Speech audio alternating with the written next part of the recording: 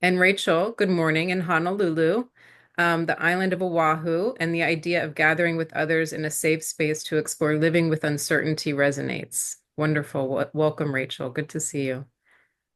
And Kathy, who is our lead facilitator today, is in Bedford, Nova Scotia, Canada, and excited to share what she knows. So, welcome everybody. Cool.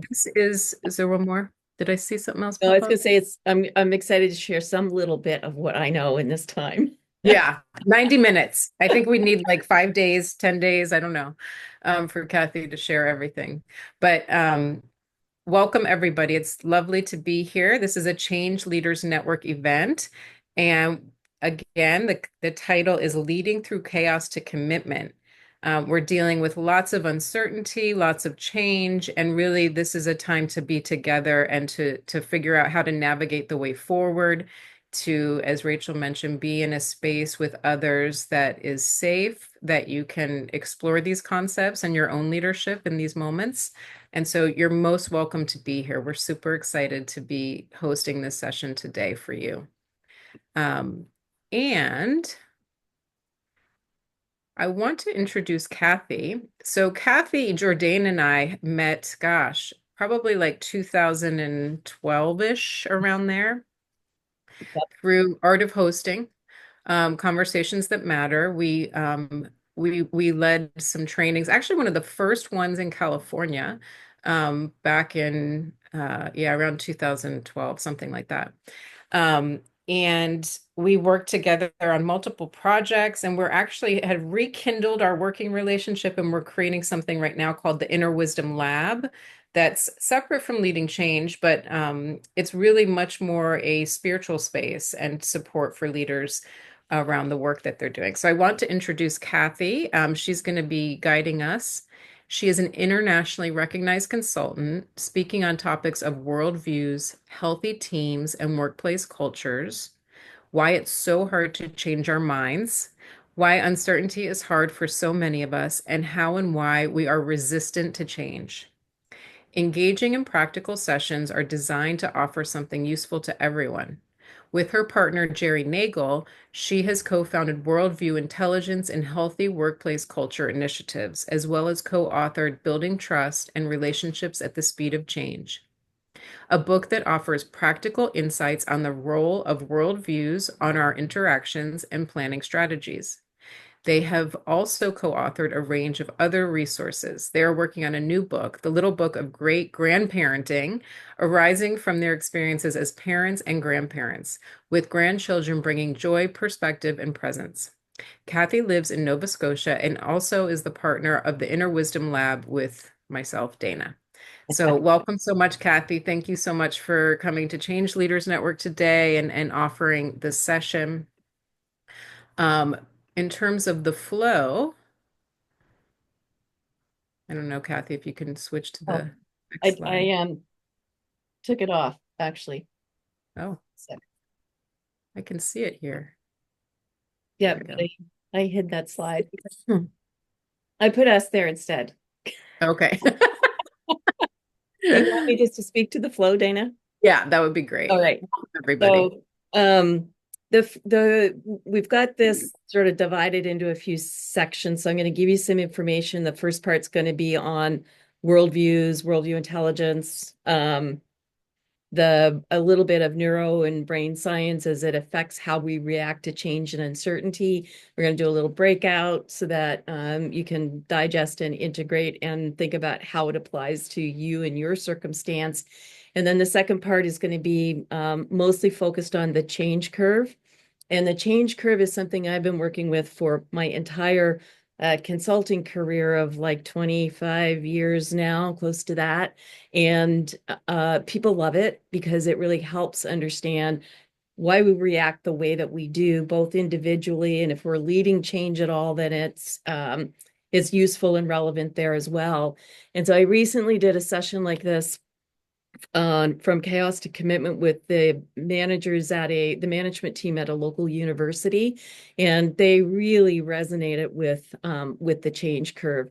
And so the idea today is to really think about it from our own individual perspectives, so that we can, I think, gain some more insight into both how we're reacting during, I don't know about you guys, Dana and I've talked about this a lot. It's a very chaotic period of time, and really around the world. And there's information coming at us nonstop, most of which I just want to tune out. I want to take in enough just to kind of have a sense of what's going on and then tune out the rest. And understanding a little bit of the worldview, neuroscience, behavioral science behind all of that, I find is just useful in trying to navigate it a little bit more. So this is a distilled down program from a 3-hour one I did. So I've picked out most of the stuff that I thought would be very useful.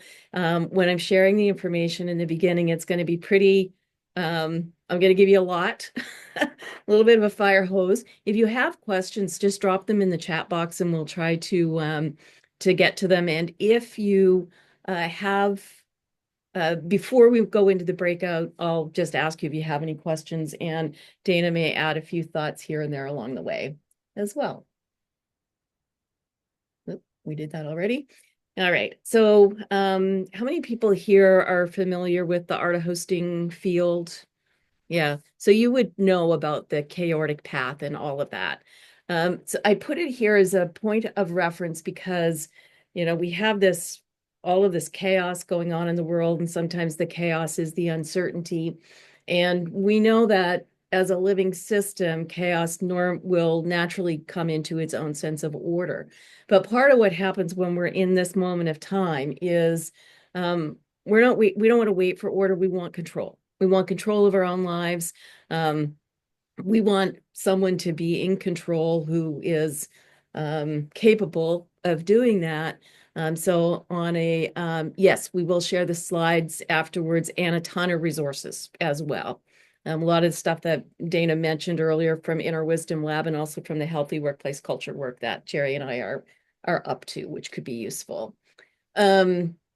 Sometimes what happens is, as we're trying to navigate our own way through chaos and uncertainty, other people are deliberately creating chaos so that they can then impose control. And, I think we are seeing a fair bit of that going on right now in our environments as well. So I think just for me, understanding that control becomes a natural response individually, but it's also sometimes a constructed response in the outside world. It's just useful to know in terms of how I want to think about my own sense of dealing with chaos. And then I just put it in this expanded sense of the chaotic path, because those first three circles, chaos, order, and control, are often sort of normal circumstances. And at the far end of chaos, we have hummus, which is around like destructive chaos, which is really hard to live in. And on the other side of control, we have stifling control, where we have really no influence in anything in our environment or around us and all of that. And I think a lot of the place that we're hovering individually for me is in this chaos and order place, and really trying to be intentional around letting it be order as much as possible, kind of trusting a little bit as we go through that. Oops, going backwards. All right, so I just want to think about chaos and order in terms of framing. Now I want us to think a little bit about worldviews. And I'll say more about this, but worldviews are the lenses through which we see and experience the world, different for all of us. And part of worldviews is related to pattern recognition. It's also how the brain works, pattern recognition. So when I show you this slide, what do y'all see?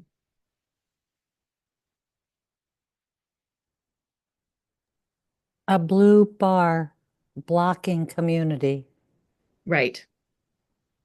Now, when I do this, the right key, now what do you see? And so that's not even the craziest part. This is the craziest part. I put that blue bar back on, and we now know that the word community is not underneath of that blue bar, but our brain goes, that says community. And I show this time over time over time. And even for me now, when I look at that, the first thing that pops into my head is community. It's a pattern, it's recognizable, it's understandable. And um, part of the challenge that it points to is that even when we have corrected information or we know more, our brain still wants to go back to a fundamental pattern. So when we talk about how hard it is to change our minds, our brains are working against us for the most part. I have a whole bunch of other stuff that I typically will show with the pattern recognition, but I've reduced it down for the sake of brevity. Worldviews, I already mentioned, the lenses through which we see and experience the world. Worldview intelligence, which is this body of work Jerry and I have created, is the ability to skillfully give voice and visibility to multiple worldviews so that we can open explorations and make connections. Now, one of the things that happens, and I don't have a cognitive dissonance slide in here, but this notion of cognitive dissonance is that the brain has a hard time holding more than one view at a time or more than one idea at a time. And if those ideas are opposing, then we physically feel uncomfortable and the brain wants to get rid of one of the ideas. So the one it gets rid of is the one that does not agree with our worldview perspective or our opinion. But we say that the ability to hold multiple views at the same time is actually a worldview skill. So we can build our capacity to be able to do that, to be able to sit in the uncertainty of multiple competing worldviews all at the same time until we have an opportunity to make a more thoughtful assessment of that experience. But the one of the most important things here is that when we can hold multiple perspectives at the same time, it means that we can interact with other people who have different worldviews than us and not get into this battle of I'm right, you're wrong. Or one of my favorite book titles is I'm right and you're an idiot. It is all about the toxic state of public discourse. So just a bit about worldviews. They operate largely in our unawareness. So we think with them and we think through them, but we rarely think about them. And they impact our relationships, our communication, any conflict or tension we may be experiencing. Jerry and I work with a framework we call the 6 dimensions framework, and I'm not going to spend a lot of time talking about it right now, but I will send in the information we send out to follow up. I'll send a link to the 6 dimensions where you can hear more about what they are and where they came from. It's the reality, history, future, values, practices, and knowledge. And differences in perspectives, differences in experience can reside in any one of those dimensions. You can see that they're interconnected and they are interdependent, and you can look at one or two without looking at all 6 of them to be able to understand your worldview, someone else's worldviews, our teams, our organizations, our communities, our political parties. They all have worldviews, and it's a helpful way to begin to think about them. Simply, reality is our day-to-day experience. History is anything that has ever influenced our worldviews. Future is how we move into the future or how we think about it, whether we plan for it or we don't. Values, pretty self-explanatory, except values is at the root of evaluate. So most of our choices are made through the lens of our values as being a criteria for that. Practices is how we bring our worldviews to life, how we live our day-to-day experiences, how we think about our history. And knowledge is this kind of 2-part, which is how do we know what we know? How do we know what we know is true and valid, which is always a mind-bending question. And then finally, what sources of information do you trust? And I don't have to tell y'all that depending on what sources of knowledge you trust, we'll have very different worldview perspectives on the same issue. And the more our worldview perspective is reinforced, the stronger, more attached we become to it, the stronger we hold it. And when someone comes to us, so we always say, bring curiosity, because curiosity and judgment cannot exist in the same space. So if you find yourself judgmental, dismissive, or defensive, really good place to bring curiosity. When something happens that challenges our worldview, though, typically our first response is not to be curious. Our first response is to double down on the way that we already see things. So curiosity can be very valid. Worldviews are closely associated with our sense of identity. When the psychological research tells us when our identity is threatened, we'll respond as if our life is threatened. And just simply that alone helps us understand the degree of polarization we're experiencing in the world.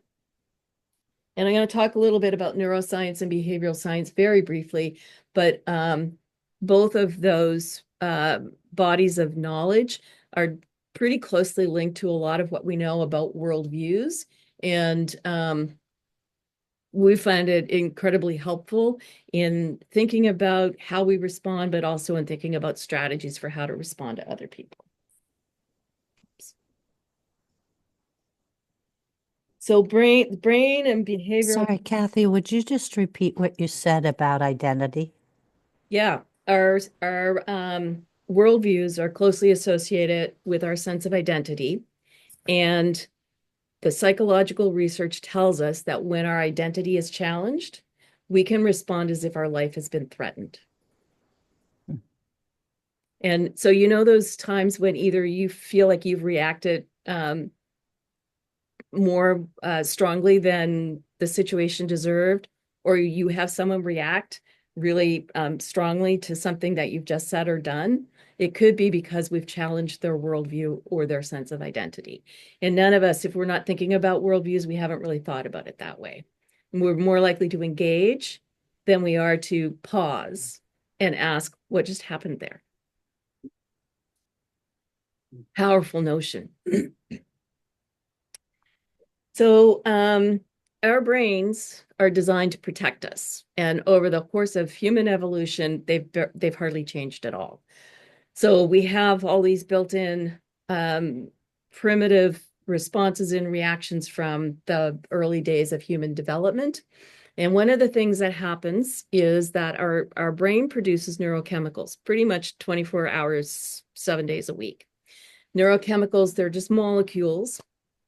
And the brain produces pleasurable neurochemicals that make us feel good, and they produce neurochemicals that make us feel bad. So if the brain is on threat detection and detects a threat, it's going to give us a little jolt of neurochemicals that make us feel bad so that we pay attention. If everything feels safe, like in an environment like where we often find ourselves in, then the brain goes, oh, this is good, little sense of a pleasure neurochemical. And in that, we feel good. There's an actual physiological reaction. So the interesting and challenging thing about this, we have a worldview perspective. We get information that challenges our worldview. The brain goes, danger, gives us a hit of neurochemicals that make us feel bad. Even if that information is factual and accurate and correct, if it challenges our worldview, the brain goes, yep, nope, not good. Same is also true with our worldview perspective. If we receive information that reinforces our worldview, the brain goes, oh, this is good. We'll just hit you with a pleasurable feeling neurochemical. They're subtle for the most part. So this again kind of takes us back to we need to pause. We need to take a moment to really reflect on what that experience is, to allow ourselves to be open to the potential of new information. And that's, as we know, not always an easy thing to do, but that's again where curiosity can become a very helpful, useful practice. So our brains, because of this, they don't like a lot of change. They prefer the status quo, prefer stability and familiarity, but they also like novelty. So, if we're intent on learning something, that's cool. The brain gets a good jolt off of that. If we become curious about something, brain also gets a good jolt off of that. When we have change forced on us and we have uncertainty and chaos forced on us, the brain is like, whoa, danger, danger, danger. Will Robinson, is that it? And so physiologically, all of this is happening to us while we're in the midst of uncertainty and chaos, and particularly chaos that we can't control. And our brain also does this loss gain calculation. This is loss aversion. And typically when we're faced with change, we evaluate what we're going to lose as 2.7 times greater than what we're going to gain. And I think the more uncertain and chaotic the experience that we have, the more the brain is going, you're losing stuff and this is not good. And then we have all of these physiological responses that kick in that throw us off our ground. And it's hard to remember what the gain is going to be. And I think particularly right now when we look around, Dana and I have these conversations all the time around the Inner Wisdom Lab, where we're talking about if you can't control all of the chaos around you, what can you control? Well, we can control our reactions. We can control where we put our intention and our focus. And we can work on our sense of inner well-being, even while we're being buffeted around in this crazy world we are currently living in. And one of the reasons it's good to gather in groups like this is because the emotional and psychological reactions to change or to chaos is loneliness.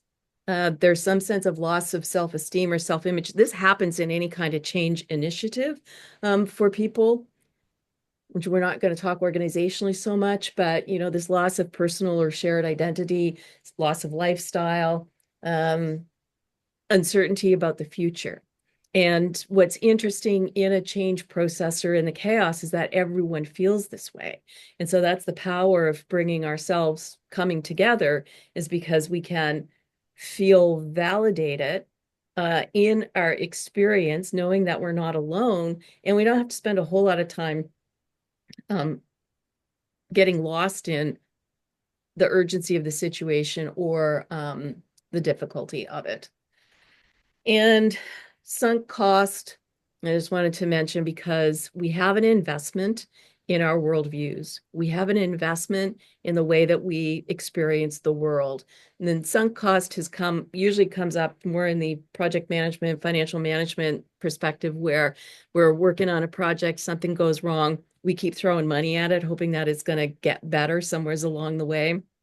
Federal government of Canada, a number of years ago, instituted a new payroll system, and it didn't work. It sent out, some people got 2 pays, some people got none, some people got the wrong amount, and they kept throwing money after it, millions and millions of dollars, until finally someone kind of went, maybe we need to start from fresh again. But we have an investment in what we're already doing, and it's hard to know when to pull back. Same around our worldviews or our attachments that we have an investment in them. We've made decisions around them. So making it okay to disinvest in that investment can be a really good thing, giving ourselves permission again to open up to some other possibilities and opportunities. And I think this is the last one, around availability heuristic. And this shows that big yellow circle is like all the information that's available to us, but where are we focused? On this narrow little circle, this small little circle, which is some information that comes at us all the time. It's recent, it's often frequent, and it's negative, and it may be extreme. And I know, like here in Canada, we are in the midst of an election. Our election is October 28th. It was like 6 weeks long. For anyone who kind of interested in comparison. But we have one of our political leaders is throwing out lots of negative information consistently. Most of it is not accurate or valid. And people get caught up in that, and they get caught up in that spin, and they get caught up in fear. And so that's that opportunity again to step back a little bit it's easy to see all of the chaos that's happening. It's less easy sometimes to remember all of the good people who are out there doing really good things, inspiring things, who are being real human beings, who are watching out for other people and watching out for their neighbors. And so that becomes a deliberate choice. Again, where do we put our attention? And I'm not talking about ignoring everything that's going on around us, but I am talking about how do we resource ourselves better so that we can hold ourselves steady in these moments when it's hard. All right, so I'm going to stop there. We are going to invite you here in a minute to go into small group conversations, but I just want to hear, Dana, is there anything that you want to add in here? And then if people have some questions, we can answer them. Not necessarily. I mean, I have a lot in my head thinking about what you're saying, but I don't know that anyone needs to hear it quite yet. Um, it's just one of those things where it's just such a mirror, right? What you're Right. saying. People probably have a lot of aha. I'm experiencing some ahas around my own functioning and yeah. Cool. And that's part of the conversation we want to invite you into with someone else in the group, identifying challenges you are experiencing related to change and uncertainty, and whether or not you've gained any insights just in what I've shared so far. And it's so high level and so fast. We're back, and I'm about to start talking about the change curve, and we can think about it on the level of how am I experiencing change? How have I seen groups that I've been working with experiencing change as well? And then that can help us begin to think about how we move through stages of the change curve. I'm going to share my screen here again.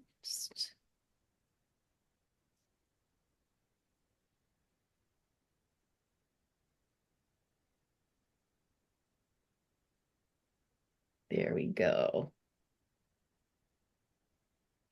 All right. I just have 2 slides to work with here, and I'm going to, again, talk really fast. Oftentimes when I'm teaching this, I also teach it with the learning curve because there's similarities between stages of learning and stages of the change curve. But for today, for the sake of time, we're just going to focus on the change curve. And in this change curve, as you see, there's this big yellow circle over on the right, which says achieve your vision. Well, in order to do that, your vision needs to be clearly articulated. You need to know where you're leading people to. When I did this presentation a couple of months ago with the university group I mentioned, someone asked the question, well, what if you don't know the vision? Like, what if you don't know where you're going? Which is kind of where we are today. We don't know what's going to happen. And when I thought about it, I thought, well, if we don't know what the vision is, we can know an intention.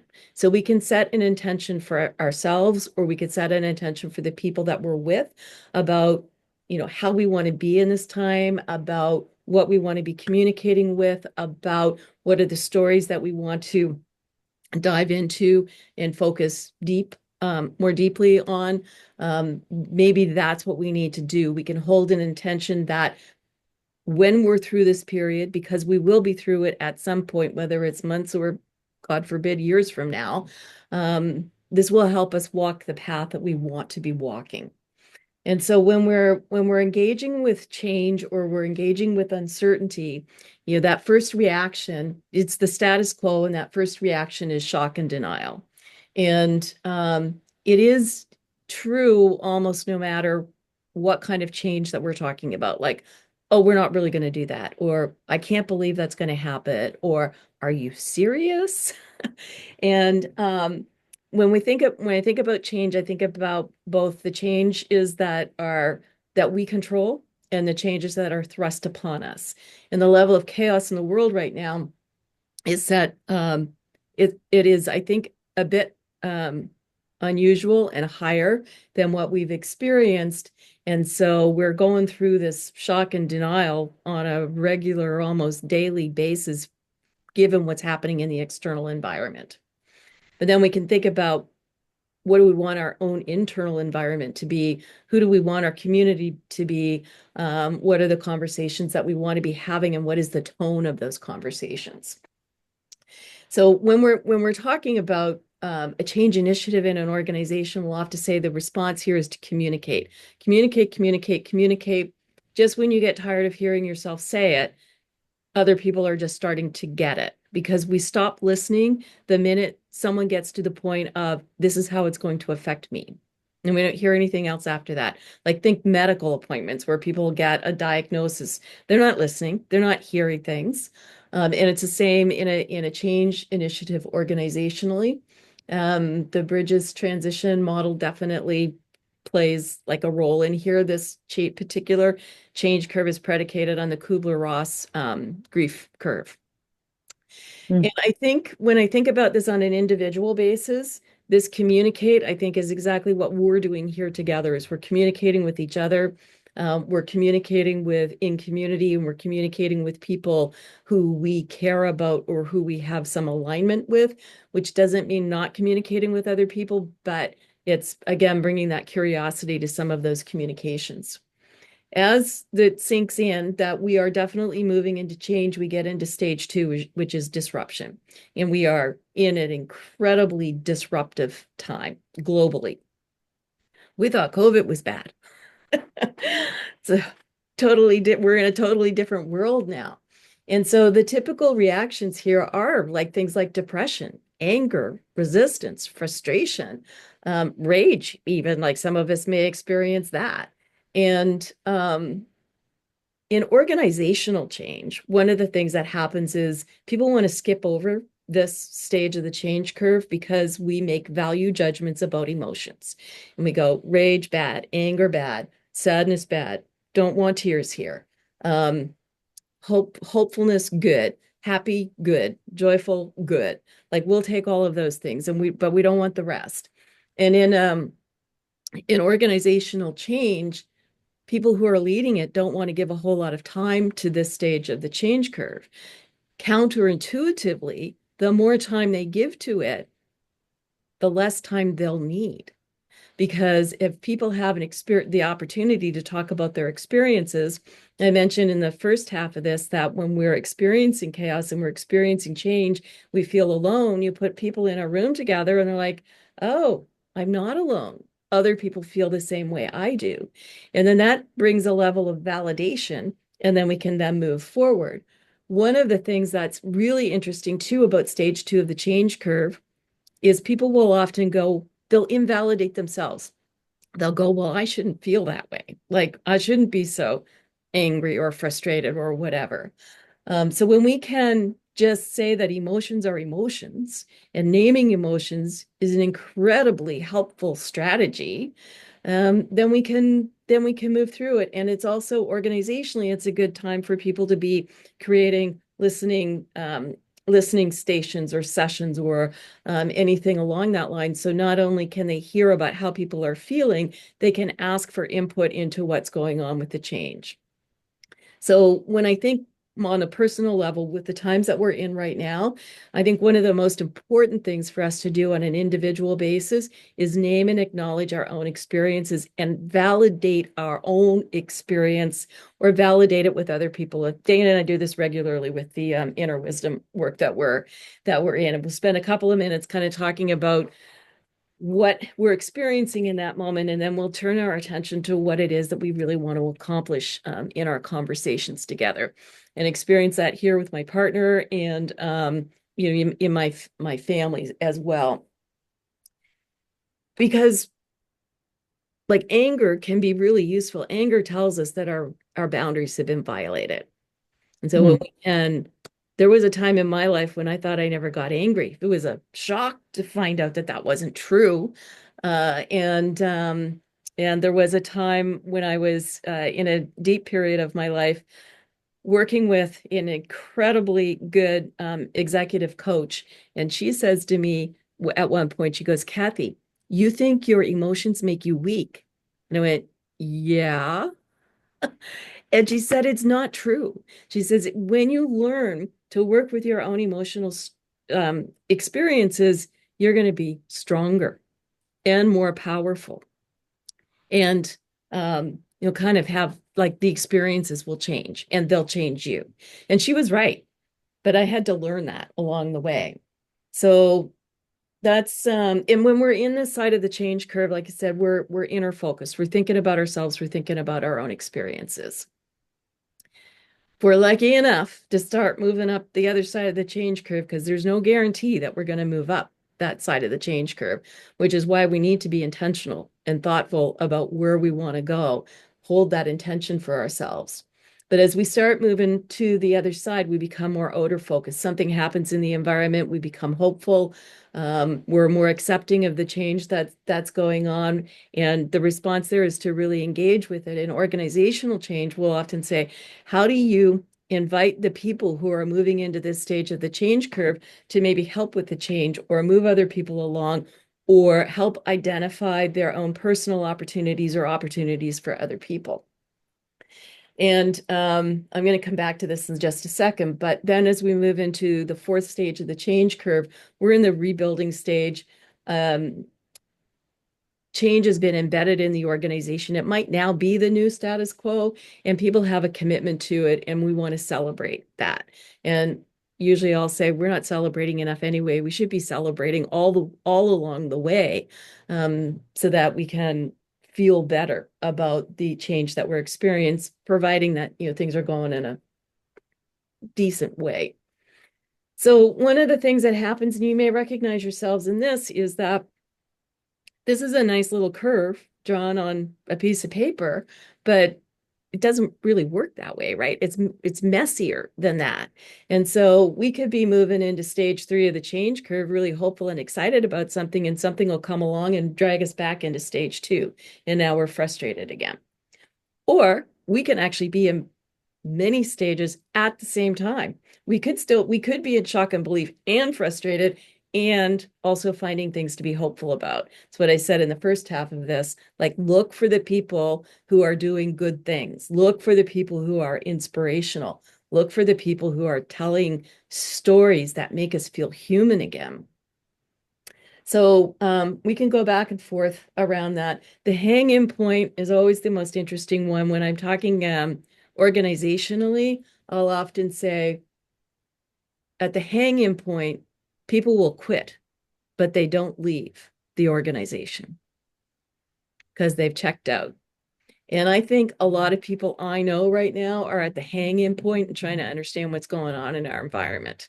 It's really tough, and it's really easy to kind of go, I'm checking out. And we need something to hold on to. So if we see ourselves there, or if we see other people there may be some things that we can do to just help them hang on to some hope somewhere along the way. And when I first started working with this change curve, I was doing a leadership and managing change in people or something like that out in Banff in Alberta. And I saw the change curve. I was going through a divorce, and I had just lost my job as an executive director of a nonprofit organization. And I looked at this change curve and I went, oh, I'm at the hang-in point, personally and professionally.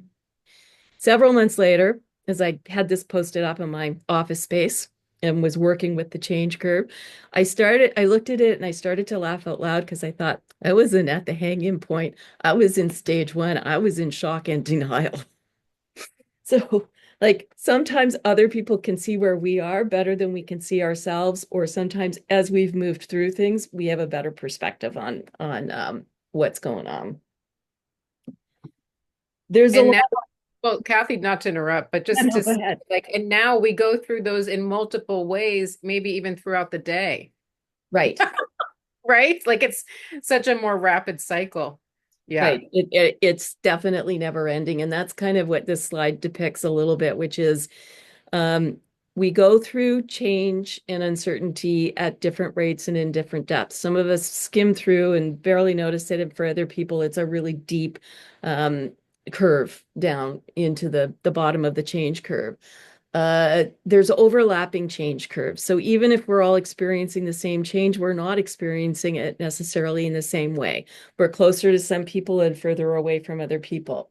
In an organization or in a community, the organization itself or the community itself is also experiencing the change, and they would have their own change curve. So there's like many dimensions of what's going on with change at any given time. But we have found that just having the language around describing these elements of the change curve can be helpful. And I'm going to, it's not in the list of resources we have right now, but when I send out the email, there's a chapter out of a book that Jerry and I are writing called Dancing on the Razor's Edge of Change on the change curve. I'll send that out because it'll go into all of this in so much greater depth than I'm able to cover it today. And I think that's kind of, yeah, where we're at with this. We want to give you some more time before we close up our session today to have a little chat about any insights that you've gained from the change curve. My experience is that having language to describe what we're experiencing can be so helpful. Any thoughts, Dana? Yeah, just the cycle of where you could be on that is so, yeah. But it's very helpful, I think, to name and to see it and to normalize it for folks. Assumptions about people in change, and what about the people who love change and living in uncertainty. And so the one aspect of that is, even for people who love change, like most people kind of go, yeah, I really like change. Well, if we're in charge of it, if we're implementing it, we're more likely to like it than if it's imposed upon us.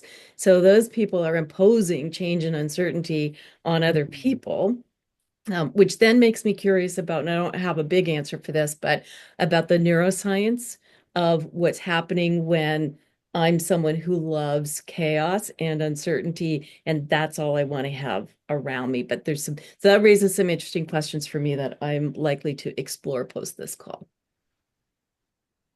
And that can also lead to trauma, imposed change on others. Yeah, you're so right. We move in the direction of the language that we use, and we move in the direction of the questions that we ask. So it's very good. All right, we just have a couple of minutes left, so I wanted to just share a couple of things with you. Danny and I had to talk about whether we should do something around the healthy workplace culture work that Jerry and I are doing, but this notion of chaos to commitment just kept coming up, and that just felt like the right thing to do. But we have a whole body of knowledge around building and sustaining a healthy workplace culture. We've got an online course that's starting in June, 4 sessions, 2 weeks apart, so people can integrate learning and take action on things. So that'll be in your information on that'll be in the resources that we send out to you. And I'm not going to go through all of this, but these were just the ones I started to put in here. Now, after this conversation, there's more. This is from the Worldview Intelligence Healthy Workplace Culture Resources. We've got some free downloads on high performance teams, on interruption or versus disruption, conflict avoidance to productive outcomes. We've got a free healthy workplace culture survey. And then we just have more information and videos. We've got a YouTube channel we're starting to populate with 2 series. One is the spotlight on workplace culture, 1-minute videos, challenge and possible solutions. And another one is workplace culture wisdom, where we're interviewing experienced leaders on specific aspects of workplace culture. So you can go and check things out there. We're just getting there. This other is the Inner Wisdom Lab resources that Dana and I have been building with a lot of fun and excitement. So there's the website, the YouTube channel. There's a wait list for a couple of different things that we've got in production. There's a lot of free resources there. There's some paid resources as well. But again, there's the YouTube channels, and there's also Facebook pages, and yeah, chaos could lead to a lot of creation. That's what we've been up to. We also have LinkedIn pages and Facebook pages. So we'll put all of this. The email is going to come out sometime next week because it's going to take a little time just to put them all in one place for you all, but you'll get an email from me sometime next week. And then that kind of brings us to the end. I'm going to stop sharing again, where if we actually probably, if people wanted to do a word or two by way of what are you taking away with you? Like we don't have, we're a little over time now. But yeah, I'd love to hear, or you can put it in the chat box, a word or two of what you're taking away.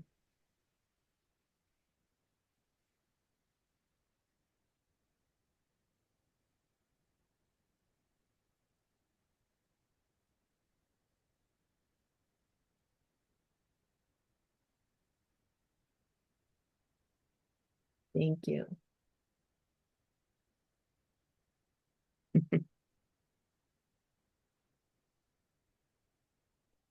I always feel inspired when I'm gathered with people like you and know that the reasons that we gather together is because people are out there doing good work in the world and looking for more resources to continue to do good work in the world. Yeah, we've been training for this, I think, this moment in time for a long time.